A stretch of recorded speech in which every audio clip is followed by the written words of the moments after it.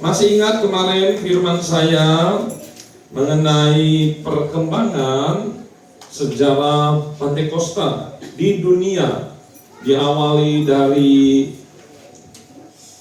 kisah para rasul, murid-murid Yesus, kemudian dari tahun ke tahun, dari abad ke abad, itu selalu muncul gerakan yang mengutamakan Roh Kudus. Tetapi setiap ada gerakan yang mengutamakan gerakan Roh Kudus, di situ selalu saja ada yang tidak setuju. Selalu dipadamkan. Selalu dipadamkan. Itu adalah yang paling terkenal ajaran monatisme. Gerakan karismatik ini, monastik, ada karunia-karunia Roh Kudus, praktek-praktek yang dimana bisa menyembuhkan orang sakit, mengusir roh jahat, dan lain-lain. Tetapi singkat cerita, di tahun 381 ketika Konstantin menjadi Kristen, dia adalah seorang kaisar. Jadi kaisar ketika dia menjadi Kristen, maka jemaat-jemaatnya atau warga negara itu diwajibkan juga menjadi seorang Kristen.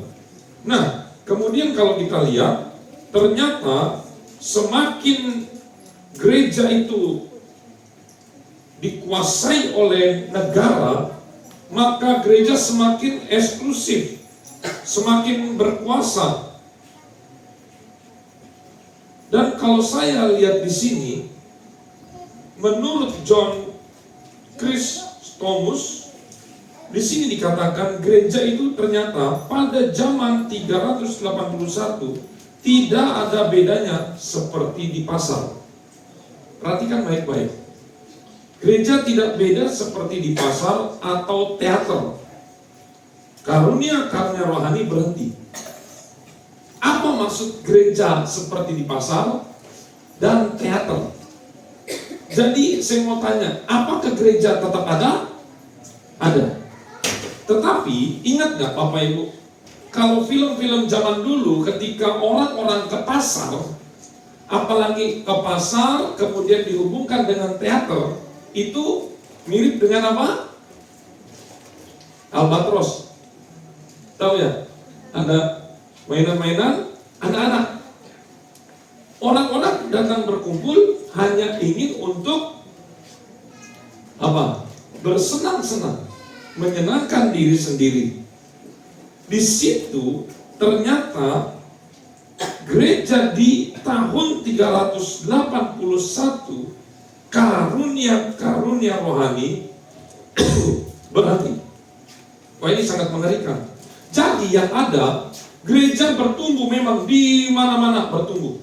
Tetapi sayang sekali, ketika gereja bertumbuh, jemaat banyak, hanya untuk hiburan semata. Pesan apa yang bisa kita ambil pada saat hari ini? Bapak Ibu, datang ke gereja itu bukan datang ke pasar atau datang ke bioskop, datang ke teater. Yang kalau filmnya jelek, itu kita bisa meninggalkan begitu saja. Kalau misalnya filmnya bagus, datang penonton, kita setia. Kalau film bagus kita bersorak-sorak, tapi ketika suasananya jelek kita mengeluh. Tidak seperti itu cara ibadah yang sejati. Perhatikan baik-baik di sini. Jangan sampai hal ini terjadi di dalam gereja ini. Gereja GPD Kasih tidak boleh menjadi teater hanya untuk hiburan. Kita bernyanyi-nyanyi, ngobrol, senang-senang, hura-hura, makan, minum, pulang. Tetapi kehadiran Roh Kudus hilang. Ini begitu sangat ditekankan. Saya tidak mau menghakimi Di tempat-tempat lain ada gereja-gereja yang seperti konser dan teater. Itu urusan mereka. Nggak perlu kita berkata, oh saya lihat gereja itu seperti ini. Enggak. Saya nggak perlu kita menyudutkan orang untuk membanggakan diri. Tidak seperti itu. Lebih baik kita fokus. Yang menjadi pertanyaan, apakah Bapak Ibu, pemuda-pemudi, anak-anak sekolah minggu datang ke gereja untuk mencari hiburan, bermain-main, atau untuk datang beribadah? Jangan punya motivasi yang salah. Orang kalau ke Albatros, betul nggak sih Albatros itu yang kincir? Betul ya? Ada mainan apa aja?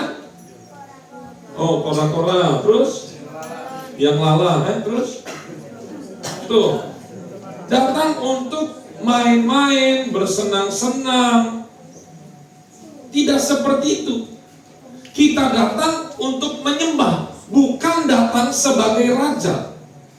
Kalau kita datang membeli, ada filsafat kuno, pembeli adalah raja. Apakah itu bisa diterapkan di dalam gereja? Bahwa jemaat itu adalah raja, ketika datang harus diservis? Tidak seperti itu. Jemaat adalah hamba-hambanya Tuhan yang harus menyembah Tuhan. Kalaupun pernah waktu kapan hari dan udah berapa kali mati lampu semua, tidak ada AC, tidak ada keyboard dan semuanya segala macam. Apakah ketika hiburan di Albatros semua listrik padam, kita tetap di situ bermain? Adanya kita, tapi di tempat ini tidak boleh seperti itu. Meskipun ini tidak ada fasilitas apapun, kita harus datang menyembah Tuhan. Amin. Oh, ini penting, sangat-sangat penting. Jangan sampai kita datang ke tempat ini punya motivasi selain kita menyembah Tuhan.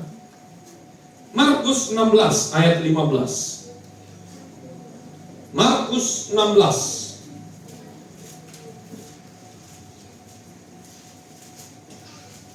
ayat yang ke-15.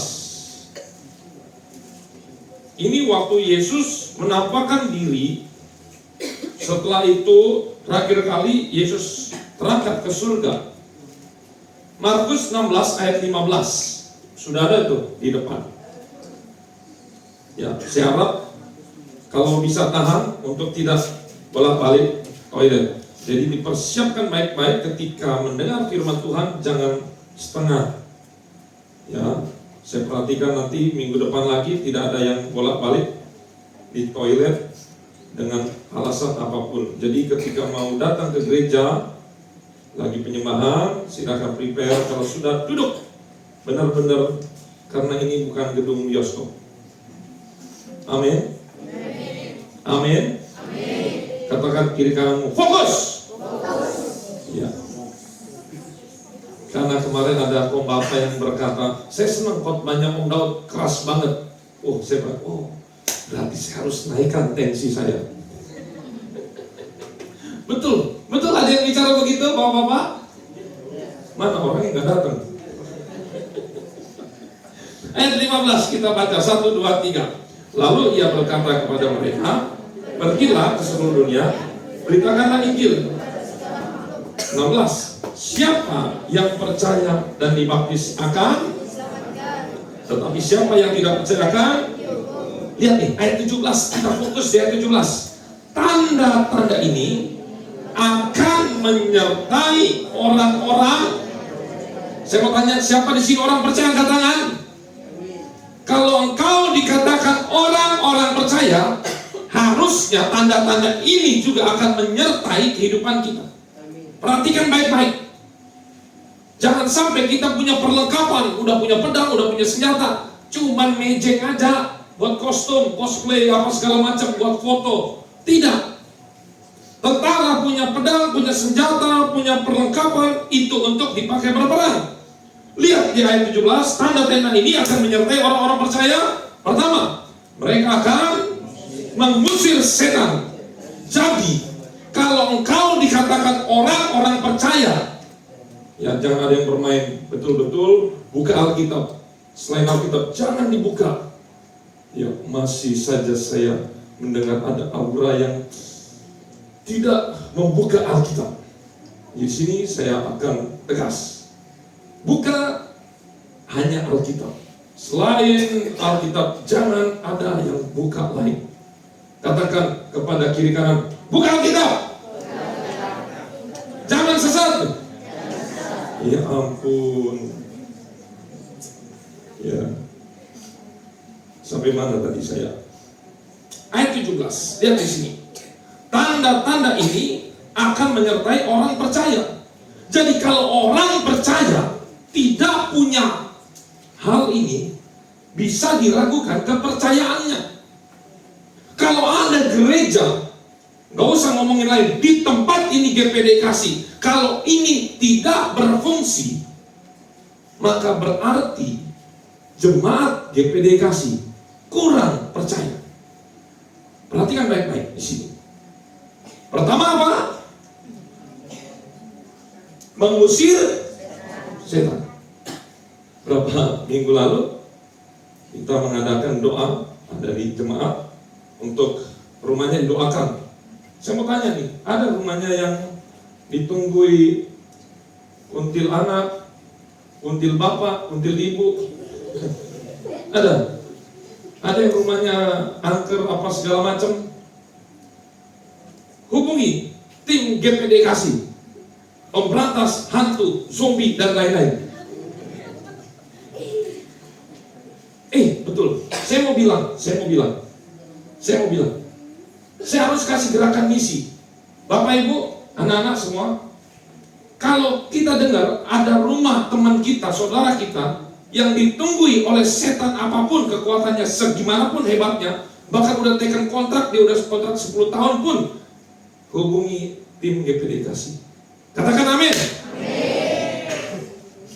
Yang saya sangat disayangkan, waktu kapan hari diadakan pengusiran roh jahat, ada dari agama sebelah berkata, bukan kamu, bukan setannya yang pergi dari sini, harusnya ibu yang pergi dari sini. Saya katakan, ngawur, sejak kapan iblis itu, setan itu punya sertifikat SHM?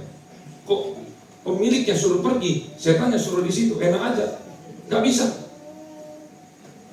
Gereja yang sehat adalah gereja yang bisa mengusir roh-roh jahat. Ini sudah tertera di sini.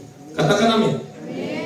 Kalau ada yang mengusir roh jahat, dalam nama Yesus roh jahat pergi. Kalau nggak pergi, saya yang pergi. Nah, ketika dia pergi, berarti dia bukan termasuk golongan orang percaya. Dan ini harus ditingkatkan.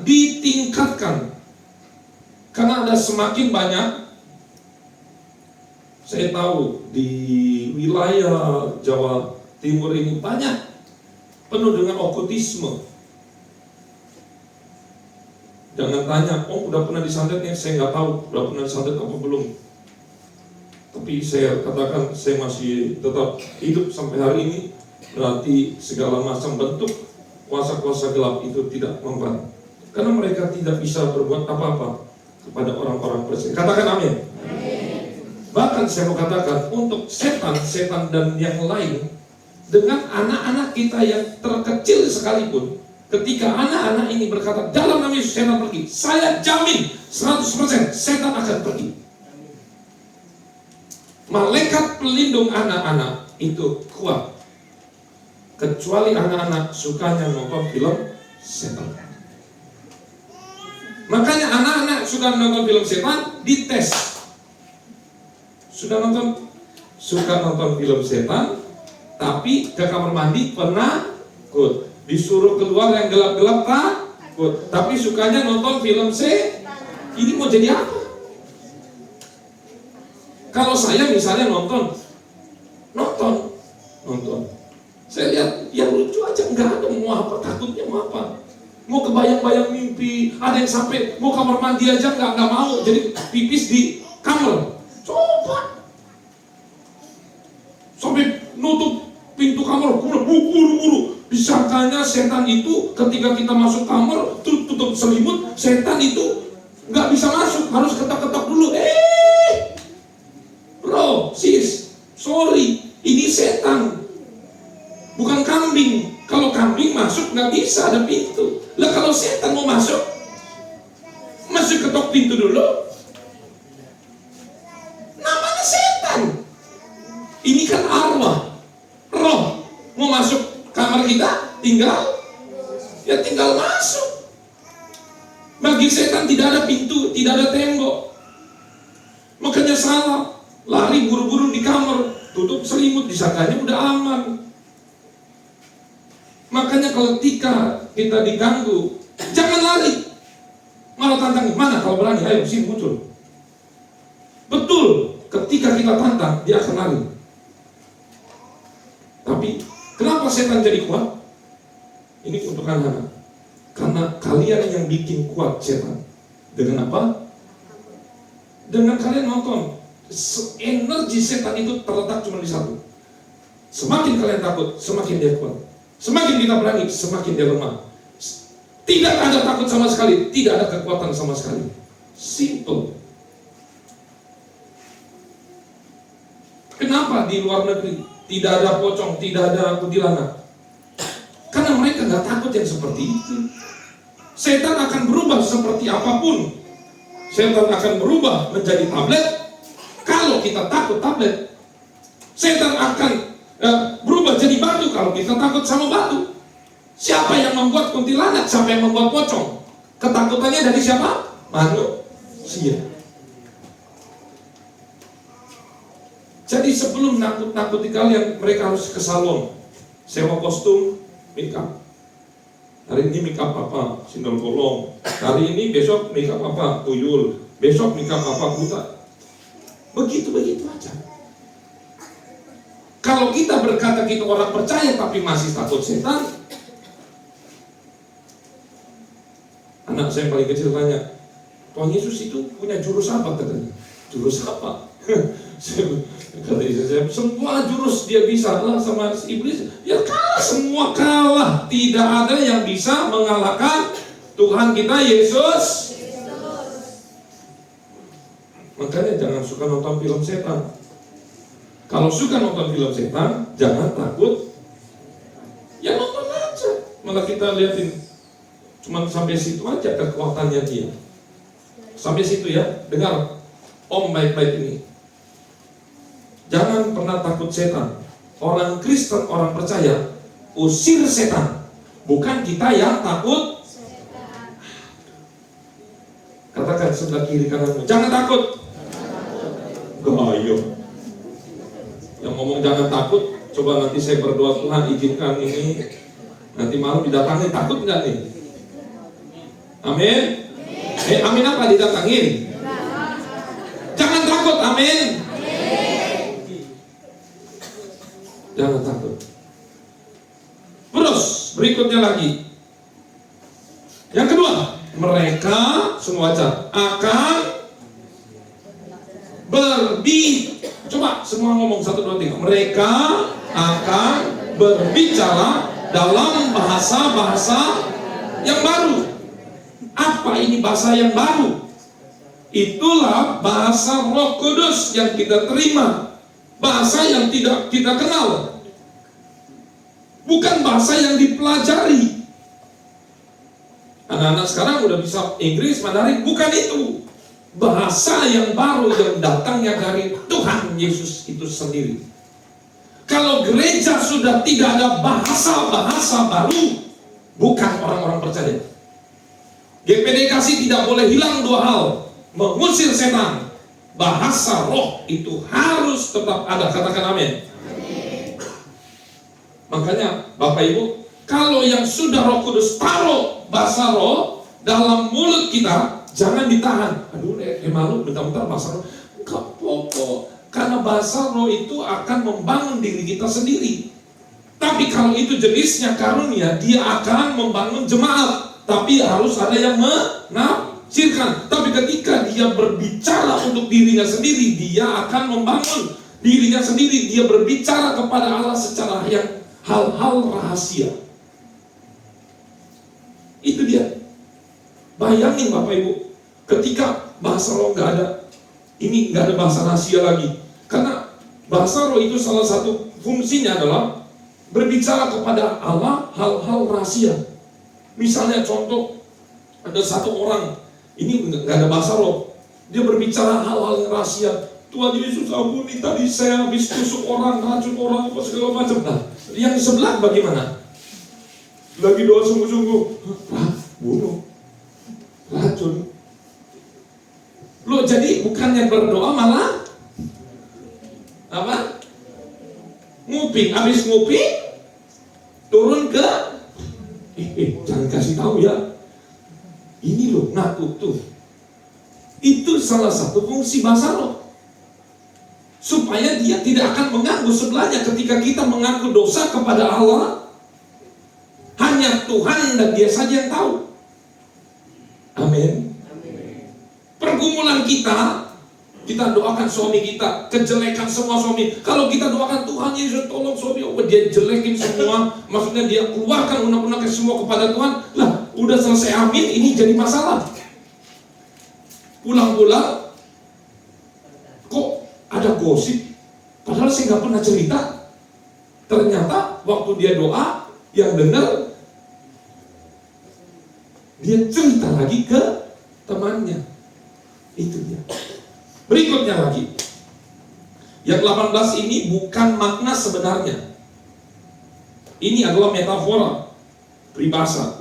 Ya, ayat 18 kita baca 1, 2, 3. Mereka akan memegang ular. Ular itu apa? Lambang apa?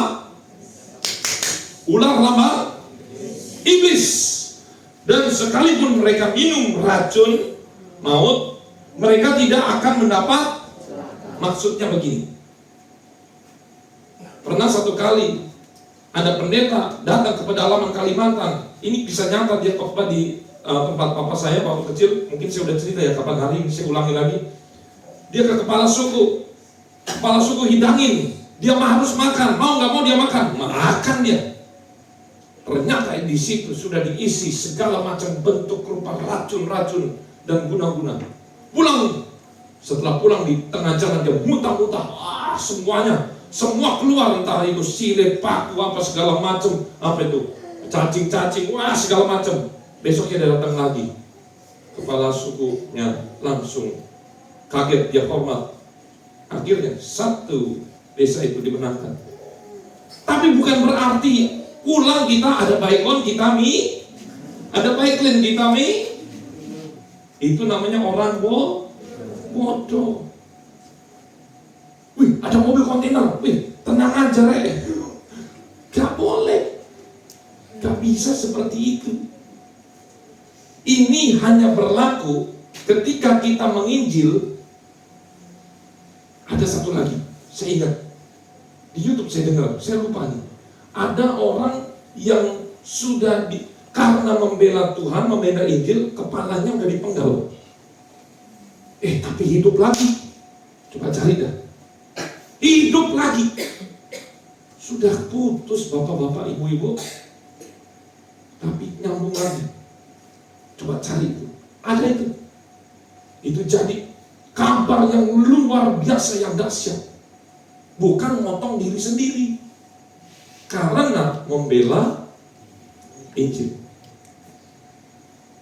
Ini luar biasa. Terus mereka akan meletakkan tangannya atas orang sakit dan orang itu sembuh. Itu bukan tugas pendeta, bukan tugas saya.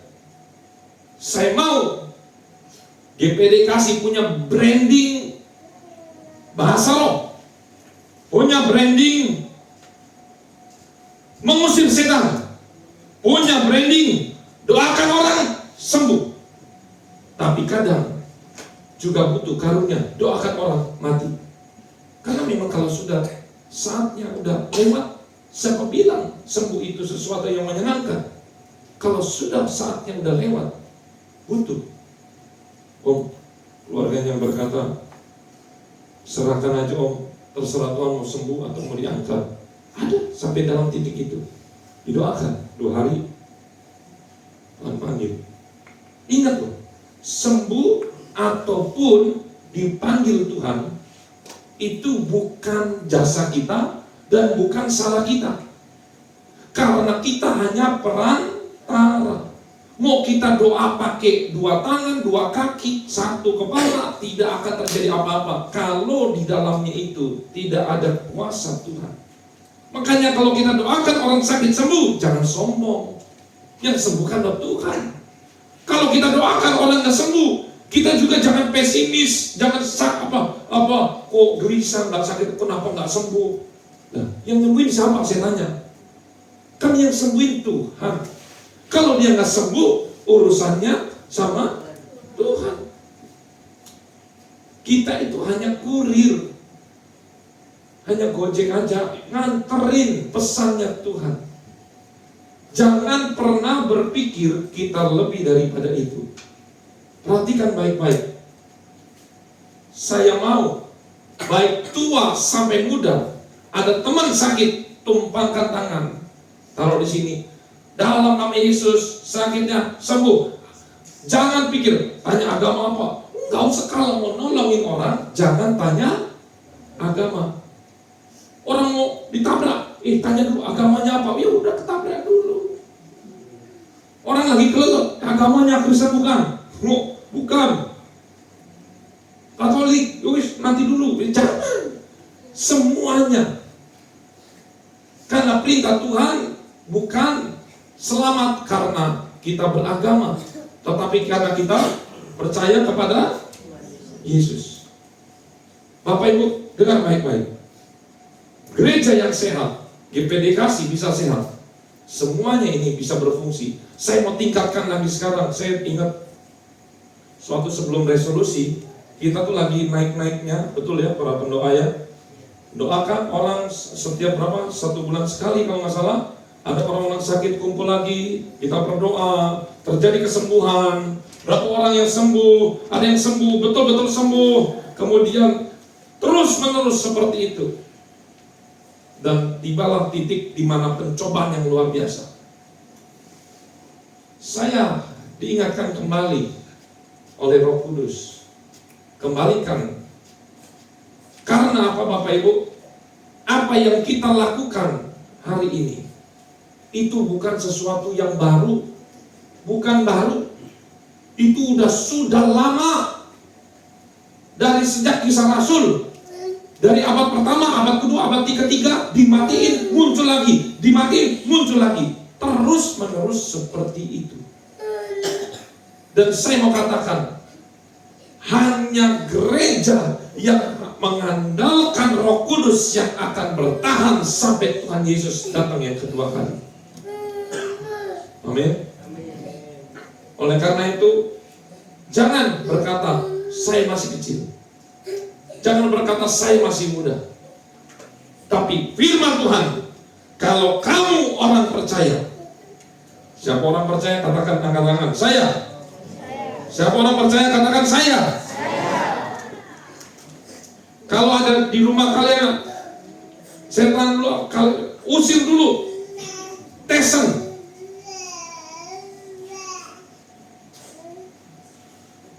Sambil nyanyi dulu. Dalam nama Yesus, dalam nama Yesus ada kemenangan. Justru lagu-lagu yang lama ini yang penuh kuasa. Ada kuasa dalam darahnya. Apalagi? Ku menang bersama Yesus Tuhan. Tapi kalau lagu-lagu yang baru, ada muncul nggak yang terlintas? Oleh karena itu Bapak Ibu, perhatikan baik-baik. Kalau kita adalah orang-orang percaya, mulai kita doakan. Lihat suami kita belum bertobat, kita mulai tumpang tangan. Pelan-pelan, jangan sambil jangan berantem nanti. Pelan-pelan. Karena Yesus, kuasa Roh Kudus bisa bekerja lewat kelemah lembutan. Amin. Ada istri yang terlalu karunianya berbicara, jadi pengacara tapi nggak kesampaian. Jadi ngomel-ngomel terus, tumpang tangan dalam nama Yesus. Jadi ada anak-anak yang kelebihan dosis, keras terus bikin stres orang tua, tumpang kakinya, tumpang tangannya, tumpangan dalam nama Yesus.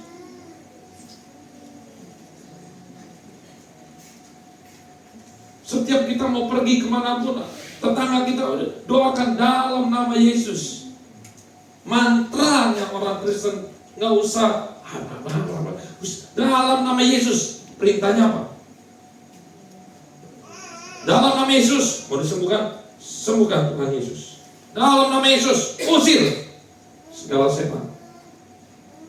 Ingat, kita sudah dibeli dan kita sudah ditebus dengan darah yang mahal.